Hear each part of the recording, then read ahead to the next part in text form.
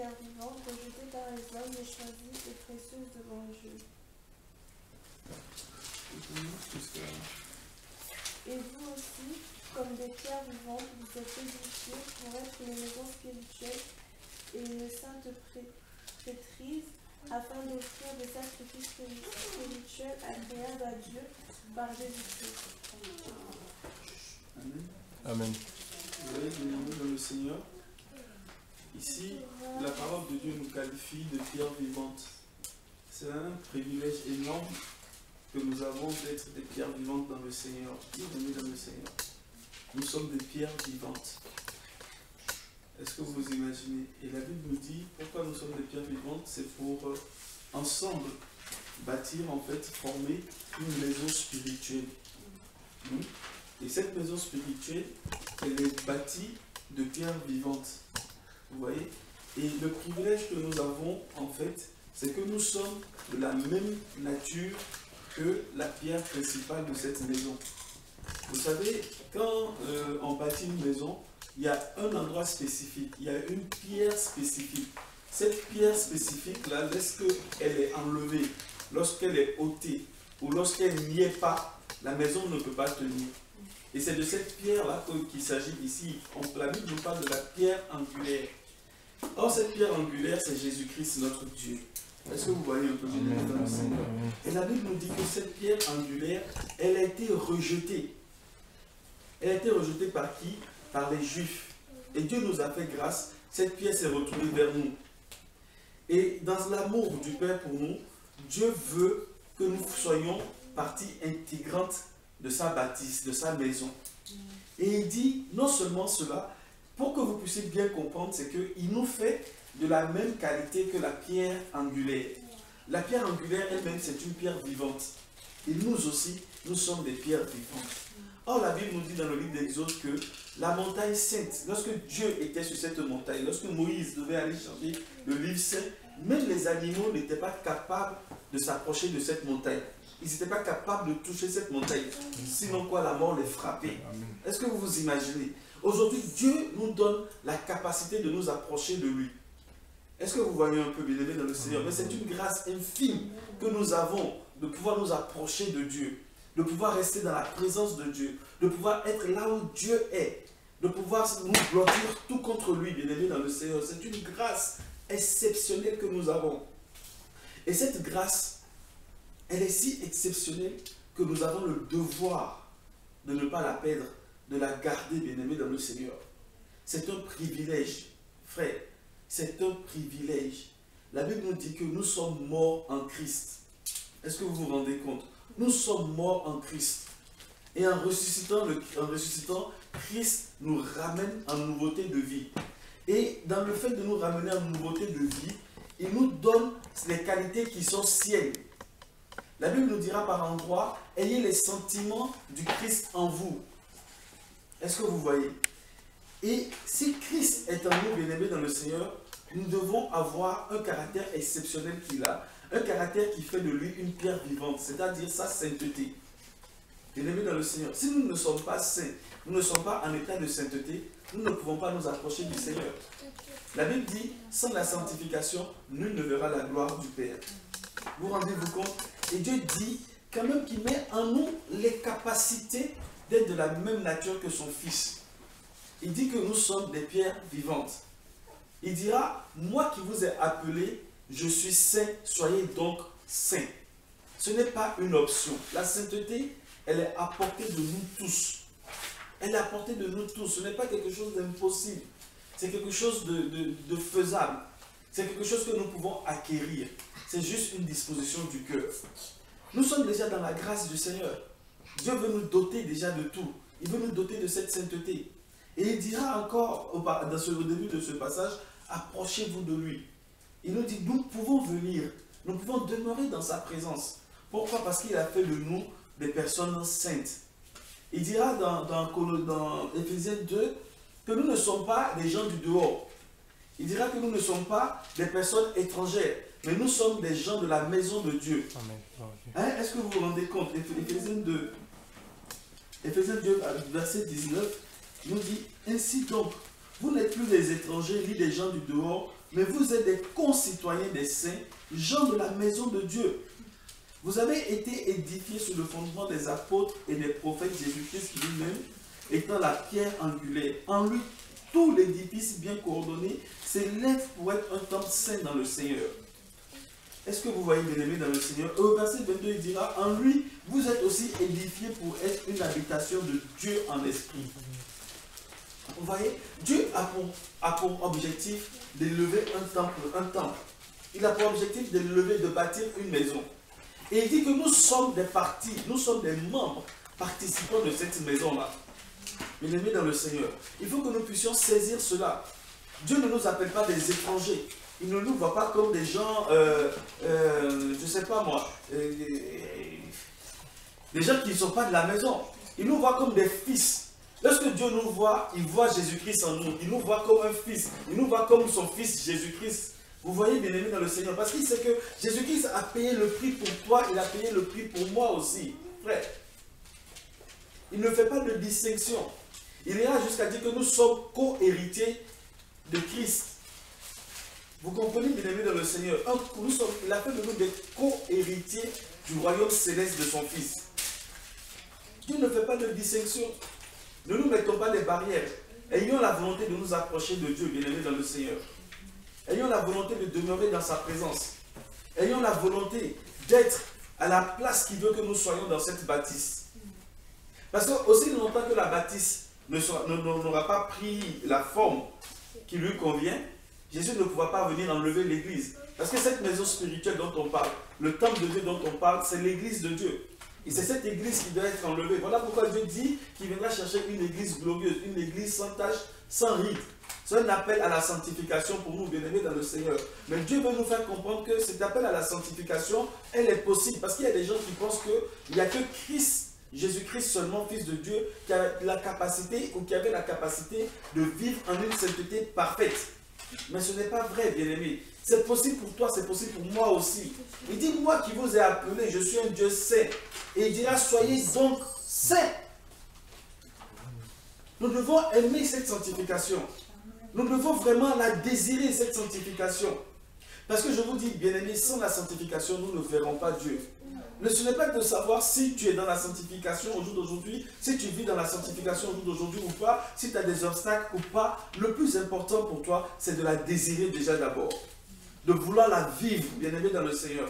Et Dieu dit, si tu veux, si tu le désires, si tu t'approches, lui, il va impacter ta vie. Parce que Christ est saint déjà. Et Christ est en toi. La Bible dit, ce n'est plus toi qui vis, mais c'est Christ qui vit en toi. Elle ira jusqu'à dire que ta vie est cachée en Christ. Bien-aimés dans le Seigneur. Si nous avons ces pensées de Dieu, nous allons voir que la vie de sanctification à laquelle Dieu nous appelle sera totalement facile. Et sans cette vie de sanctification, nous ne pouvons pas être des sacrificateurs agréés. Est-ce que vous voyez? Parce que dans 1 Pierre 2 que nous avons lu, Dieu dit que nous sommes un saint sacerdoce. Bien-aimés dans le Seigneur. Un saint sacerdoce. Et un saint sacerdoce, pourquoi? Parce qu'il fait de nous des prêtres. Dieu parle de la prêtrise. Est-ce que vous voyez? Nous sommes un sacerdoce royal, acheté à un prix précieux, au prix du sang de Jésus-Christ, son Fils unique, bien-aimé dans le Seigneur. Et Dieu veut que nous puissions accomplir le devoir du prêtre. Et ce devoir de prêtre dans notre vie ne sera agréé que si nous remplissons les conditions du sacrificateur. Est-ce que vous voyez? Le sacrificateur. Nous sommes appelés à donner une louange à Dieu. Mais si nous ne sommes pas, j'aimerais dire, en odeur de sainteté, comment voulez-vous que Dieu puisse agréer cette louange que nous voulons lui donner? Bien-aimé, le problème est là. Nous ne sommes pas des sacrificateurs du temps de Aaron, de Moïse, où nous tuions des sacrifices, des victimes. La victime au jour d'aujourd'hui, c'est nous-mêmes.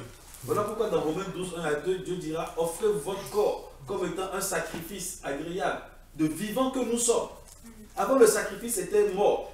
La bête qu'on devait offrir à Dieu, on devait l'offrir déjà morte. Mais Dieu veut que nous nous offrions, nous, de vivants que nous sommes. Est-ce que vous voyez, bien-aimés dans le Seigneur? Et c'est ce vraiment à quoi Dieu est en train de nous appeler, bien-aimés. Dieu veut que nous soyons vraiment un sacerdoce royal. Pourquoi? À cause du privilège qu'il nous donne d'être juxtaposé à Christ. Dans l'ancienne alliance, tu ne peux pas te tenir dans la présence de Dieu. C'était quasiment impossible, frère. Mais au jour d'aujourd'hui, la porte, elle est ouverte. La Bible dit que le voile a été déchiré. Le voile qui séparait le Saint des Saints des autres lieux a été déchiré. Pourquoi? Pour que nous puissions accéder à la présence de Dieu. Et ce soir, vraiment, je nous invite à désirer cela. Parce que dans la présence de Dieu, le joug est brisé. Frère, rien que dans la présence de Dieu, Dieu nous aime. Dieu nous aime énormément. Dieu nous aime énormément. C'est un privilège que nous avons d'être au jour d'aujourd'hui appelés enfants de Dieu. Il nous a oint particulièrement pour le service. Il nous a oint particulièrement afin que nous puissions annoncer l'évangile au monde. Il nous a oint afin que nous puissions vraiment être un parfum de bonne odeur. Ce parfum qui la grillait comme un encens, qui dégageait une bonne odeur, bien aimé dans le Seigneur. La Bible ira loin. La Bible ira jusqu'à dire que nous sommes un parfum en Christ. Un parfum qui procure la vie pour ceux qui acceptent l'évangile et une odeur de mort pour ceux qui la rejettent. Vous voyez, bien aimé dans le Seigneur. Cela veut dire que lorsque Dieu nous regarde, il désirerait recevoir un parfum de bonne odeur, ne serait-ce que rien qu'en nous regardant. Pourquoi? Parce que si nous avons la vie du Christ en nous, bien aimé dans le Seigneur, la sanctification elle est pour nous. Si nous aimons Christ pour plus que tout, nous ne devons pas nous attacher aux choses de la terre. Nous ne devons pas nous attacher aux choses d'en bas. Nous devons désirer les choses d'en haut. Et dans le désir des choses d'en haut, la sanctification sera nôtre. La sanctification, ce n'est pas un processus extraordinaire de Dieu sur quelqu'un, mais c'est la décision que chacun prend de se mettre à part pour Dieu. Vous voyez? C'est la décision que nous prenons nous-mêmes, de nous mettre de côté. Pourquoi? Parce que nous avons été appelés hors du système. Nous avons été appelés hors du monde. Voilà pourquoi nous sommes appelés Église de la part du Seigneur. Et si nous avons été appelés Église de la part du Seigneur, nous avons été appelés hors du système, hors du monde, nous devons comprendre que nous n'avons pas été appelés hors du monde pour rester tranquille quelque part. Mais non, c'est pour servir Dieu. Au travers de notre louange, de notre adoration, de notre bienfaisance vis-à-vis des uns des autres. Est-ce que vous voyez, frère? Et cet appel de Dieu, il est encore plus pressant. Parce qu'il veut revenir bientôt. Il revient bientôt pour chercher cette église que nous sommes censés être, bien-aimés dans le Seigneur. Et Dieu ne veut pas des pierres mortes. Il veut des pierres vivantes. Des pierres dans lesquelles il y a la vie. Des pierres dans lesquelles il y a la vie. Pas n'importe quelle vie, mais la vie de Dieu lui-même. Une vie qui impacte son entourage. Sans même qu'elle ouvre la bouche. Mais il y a des gens qui ont vécu des choses extraordinaires. La Bible dit que l'homme de certains guérissait des malades. Il y a comment il s'appelle? Celui qui était à l'origine des méthodistes. Wesley. Oui, la Bible dit, les gens donnent témoignage de lui en disant que lorsqu'il même marchait dans la rue, les gens se repentaient dans les maisons. C'est-à-dire la puissance de Dieu convainquait les gens de se repentir. Tellement il était dans la sanctification, il était dans le Seigneur. Des fois on pense que c'est par la force, c'est par non. Déjà c'est la vie consacrée à Dieu déjà, va faire beaucoup de choses. Je ne parle même pas de notre propre vie, parce que notre propre vie elle ne nous intéresse pas.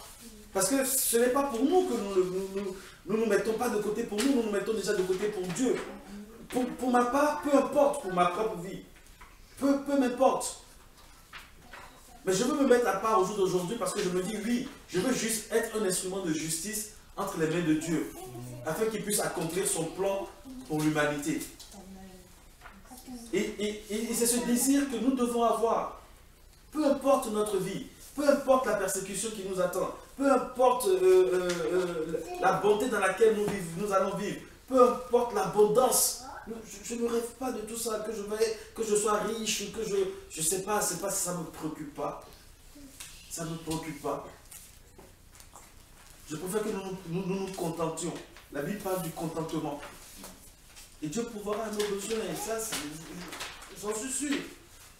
Mais le plus important pour moi, c'est de savoir quel a été l'impact de ma vie dans la génération dans laquelle j'ai vécu. Et ça, c'est le plus important pour moi, bien-aimé dans le Seigneur.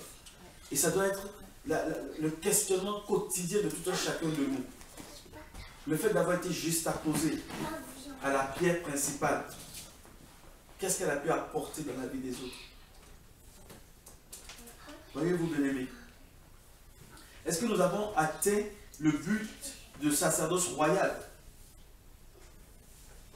Quand Dieu nous regarde, la Bible dit de nous en fait que, au verset 9 de 1 Pierre 2, dit, vous au contraire, vous êtes une race élue, un sacerdoce royal, une nation sainte, un peuple acquis, afin que vous annonciez les vertus de celui qui vous a appelé des ténèbres à son admirable lumière.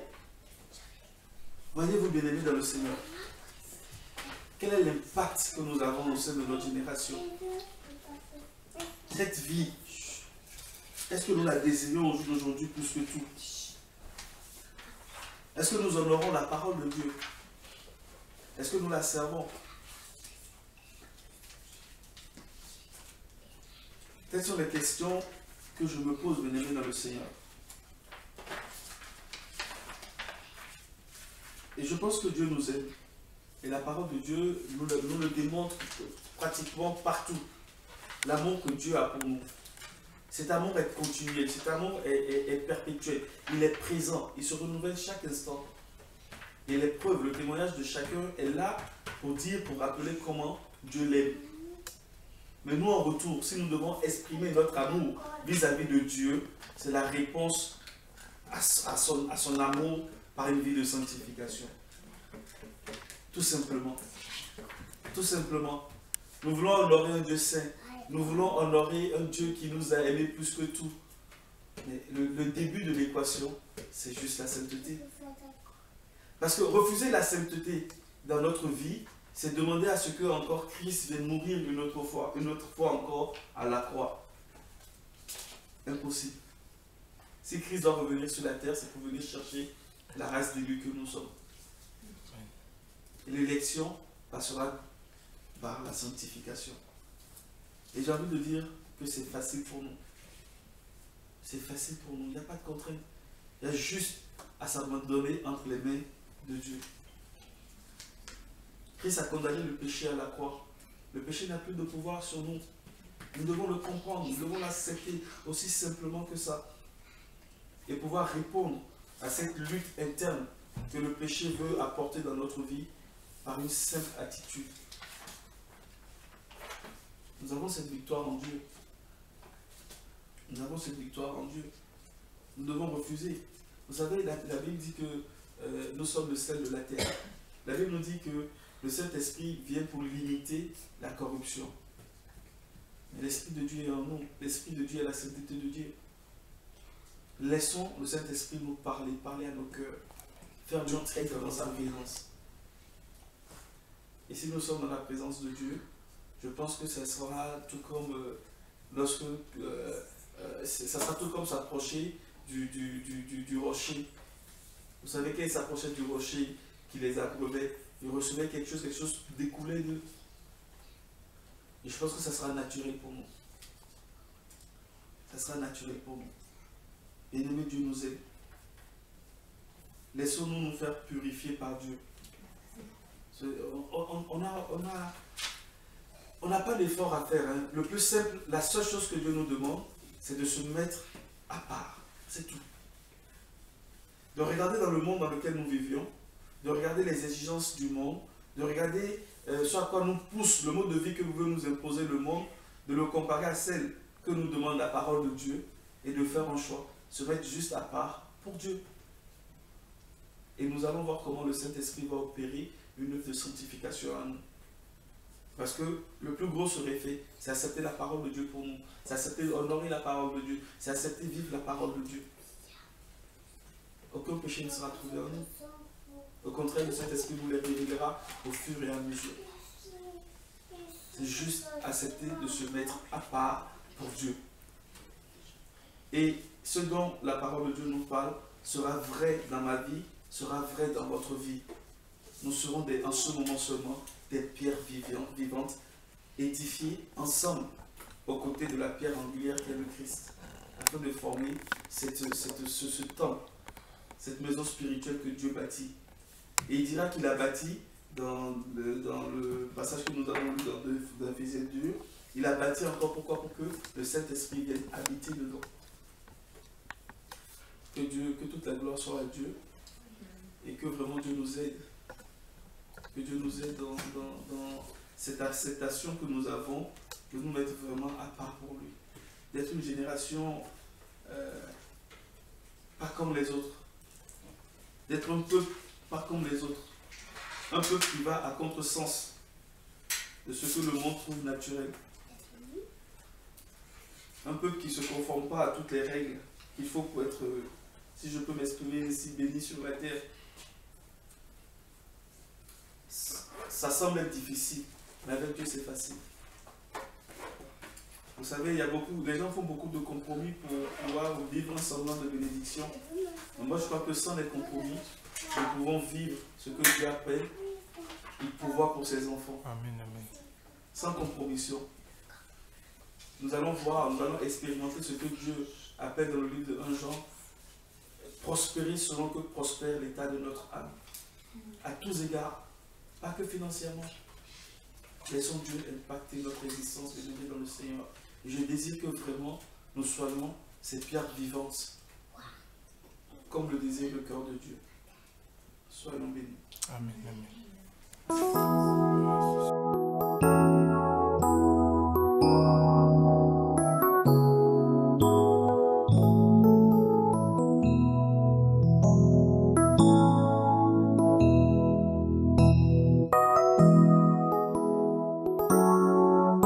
Alléluia. Merci pour ton